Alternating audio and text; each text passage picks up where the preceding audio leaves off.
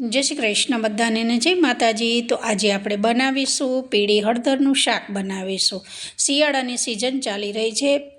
શિયાળાની સિઝનમાં વધારે પડતું આ રીતે શાકભાજીમાં આંબા હળદર છે, પીળી હળદર છે, મૂળા છે, પછી અનેક ભાજીઓ અનેક શાકભાજીઓ ભરપૂર મળતી હોય છે। કહેવાય છે ને કે શિયાળામાં જ વધારે પડતું આ રીતે હળદરનું શાક બી ખાશો ને તો આખું વરસ તમે નિરોગી રહેશો। બિલકુલ તમને તાવ, શરદી, ખાંસી બિલકુલ નહીં થાય।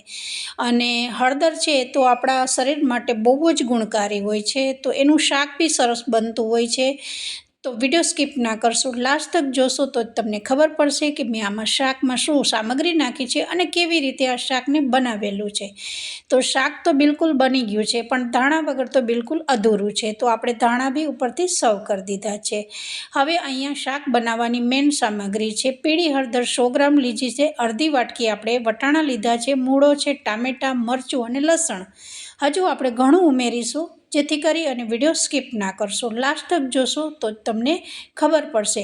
હવે મેં અત્યારે એક મૂળો લીધો છે। હવે મૂળાને આ રીતે આપણે છાલ કાઢી નાખવાની છે। પહેલાં મૂળો આપણે બજારમાંથી લાવતા હોય તો એનો ડંઠલવાળો ભાગ કાઢી નાખવાનો અને મૂળાને ધોઈ અને પછી જ આપણે ફ્રીજમાં મૂકતા હોય છીએ। તો મારે એ જ રીતે ફ્રીજમાં મેં ધોઈ અને કોરો કરીને મૂકેલો છે।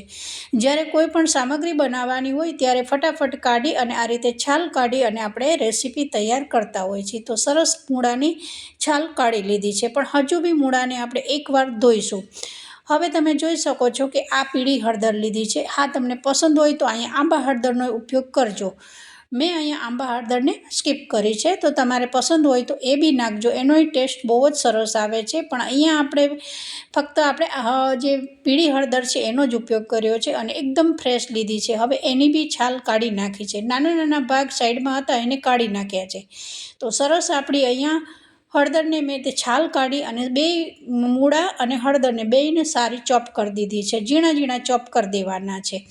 હવે અહીંયા આ શાક બનાવવાની મેઇન તમને પહેલી પ્રોસેસ હું શીખવાડીશ, કારણ કે ઘણા ખરા ઘરોમાં તેલમાં અને આ જ રીતે તમે બનાવતા હોય છે, પણ મારી બનાવવાની અલગ ટ્રીક છે। તમે જોઈ શકો છો 1 ચમચી જેટલું મેં ઘી નાખ્યું છે અને આપણે આંબા હળદરને ઘીમાં બધી વસ્તુ લીધી છે એને શેકવાની છે।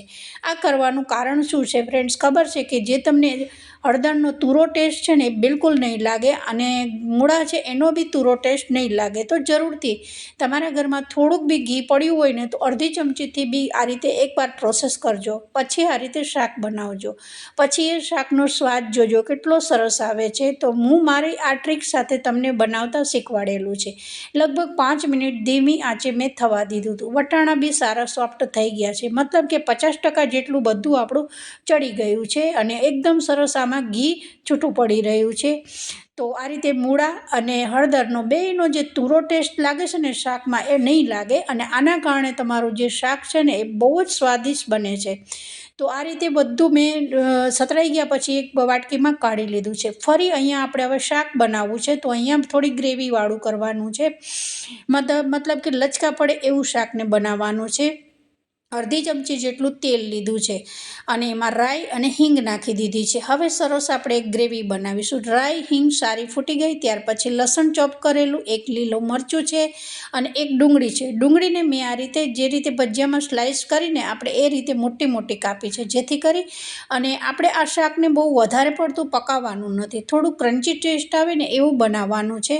તો ડુંગળી નાખ્યા પછી ટામેટાં બી અડધું ટામેટું ઉમેરી દીધું છે। મેં મારા માપ પ્રમાણે લીધું છે, પણ તમે કેટલી ક્વોન્ટિટીમાં તમે શાક બનાવતા હોય એટલો માપ તમારે અહીંયા લેવાનો છે। હવે સારું એવું તેલમાં આપણે આ વસ્તુ ત્રણેય નાખી છે એને શેકી દેવાનું છે। લગભગ આને ઢાંકી અને 2 થી 3 મિનિટ આને થવા દઈશું। ટામેટાં સારા એવા સોફ્ટ થઈ ગયા છે, તમે જોઈ શકો છો કે સારા ટામેટાં સોફ્ટ થઈ ગયા છે।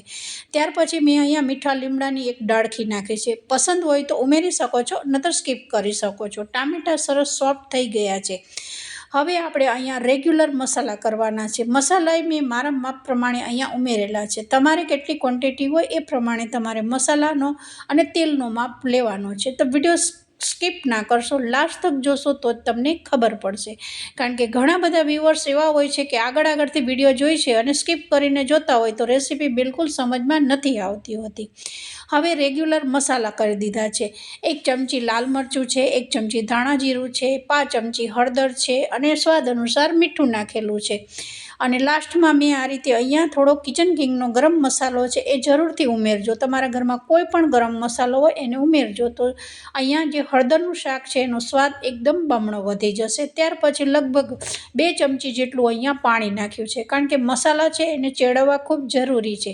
મસાલા બિલકુલ કાચા ના રહેવા જોઈએ, નહીંતર આખા જે સ્વાદ છે શાકનો એ બધો બગડી જતો હોય છે. તો થોડું પાણી નાખી અને જુઓ, આ સમયે તમારે થોડી અહીંયા આ શાકમાં ખટાશ લાવવી હોય તો દહીં બી ઉમેરી શકો છો. 1 ચમચી દહીં નાખવાથી આ શાકનો સ્વાદ બહુ જ વધી જતો હોય છે. તો મેં અહીંયા દહીંને બી સ્કીપ કરેલું છે. હવે તમે જોઈ શકો છો કે લગભગ આપણું તેલ ફૂટી રહ્યું છે. ઢાંકણું ઢાંકી અને આપણે રહેવા દીધું હતું. હવે તમે જોઈ શકો છો કે ટામેટાં ડુંગળી સરસ સોફ્ટ થઈ ગયું છે અને ફરી આપણે સ્પેચ્યુલાથી આ રીતે થોડું ચલાવતા રહેવાનું છે. ચલાવ્યા પછી હવે આપણે જે ઘીમાં શેકીને ત્રણેય વસ્તુ રાખી છે, વટાણા, મૂળા અને હળદર, ત્રણેયને મેં આ રીતે ઉમેરી દીધું છે. ભલે આપણે નામ આપ્યું છે કે હળદરનું શાક, પણ હળદરના શાકની જોડે જો આ 2 વસ્તુનો વધારો ઉમેરો કરશો ને તો સ્વાદિષ્ટ બહુ જ શાક તૈયાર થઈ જતું હોય છે. આની જગ્યાએ મૂળાની સાથે તમે ગાજર બી લઈ શકો છો. ગાજરનો ટેસ્ટ બહુ જ સરસ લાગે છે. તો એક જાતનું આ કહીએ ને કે સંભારા જેવું છે. ફ્રેન્ડ્સ, તમે જો તમારા ભાણામાં 2 ચમચી આ જે સંભારા જેવું શાક લઈને ખાશો ને તો બહુ જ ટેસ્ટી લાગે છે. કંઈ આ વાટકી ભરીને શાક ખાવાનું નથી, ફક્ત 2 ચમચી થાળીમાં લઈ અને તમે આ રીતે ખાઈ શકો છો, કારણ કે આપણે લચકા પડતું શાકને બનાવેલું છે કે જે એક જાતનું સંભારા જેવું. તો બિલકુલ અહીંયા જે હળદર છે, ઘણા ખરાને હળદર બિલકુલ ભાવતી નથી હોતી, પણ તમને નહીં ખબર કે આ હળદર કેટલી ગુણકારી છે તમારા શરીર માટે. આખા વર્ષ માટે કે ગમે ત્યારે તમને શરદી નહીં થાય આનાથી. તો અઠવાડિયામાં 2 થી 3 વાર, અને શિયાળામાં આ હળદર વધારે પડતી મળતી હોય છે તો એનું આથેલું અથાણું ખાતા હોય છે. આથેલી હળદર, લીંબુ અને જે આ રીતે હળદરનો ઉમેરો કરી અને બરણી ભરીને ઘરમાં રાખતા હોઈએ છીએ. તો જરૂરથી આ હળદરનો ઉપયોગ કરજો. હળદરનું શાક બી બનતું હોય છે. તો તૈયાર છે, આપણું શાક તૈયાર થઈ ગયું છે. લગભગ 5 જ મિનિટ ઢાંકી અને આપણે ગ્રેવી થયા પછી રાખી દીધું હતું. 5 મિનિટમાં આપણું શાક તૈયાર થઈ ગયું છે. ટોટલ 10 મિનિટ થઈ છે. 5 મિનિટ અગાઉ આપણે ધીમી આંચે ઘીમાં શેક્યું હતું અને 5 મિનિટ ગ્રેવી સાથે કરેલું છે. તો આપણું આ શાક સરસ તૈયાર થઈ ગયું છે. ફ્રેન્ડ્સ, જરૂરથી એકવાર ટ્રાય કરજો. વિડીયો પસંદ આવે તો એક લાઇક, સબસ્ક્રાઈબ જરૂરથી કરજો. અને શાક બન્યા પછી ધાણા વગર તો આપણું શાક બિલકુલ અધૂરું છે. તો એકદમ સરસ શિયાળાની સિઝનમાં બનતું હેલ્ધી આપણું હળદરનું શાક તૈયાર થઈ ગયું છે. જરૂરથી અઠવાડિયામાં 1 થી 2 વાર આ શાકનો ખાજો. એના કારણે તમને બિલકુલ તાવ, શરદી નહીં આવે. તો બધાને જય શ્રી કૃષ્ણ.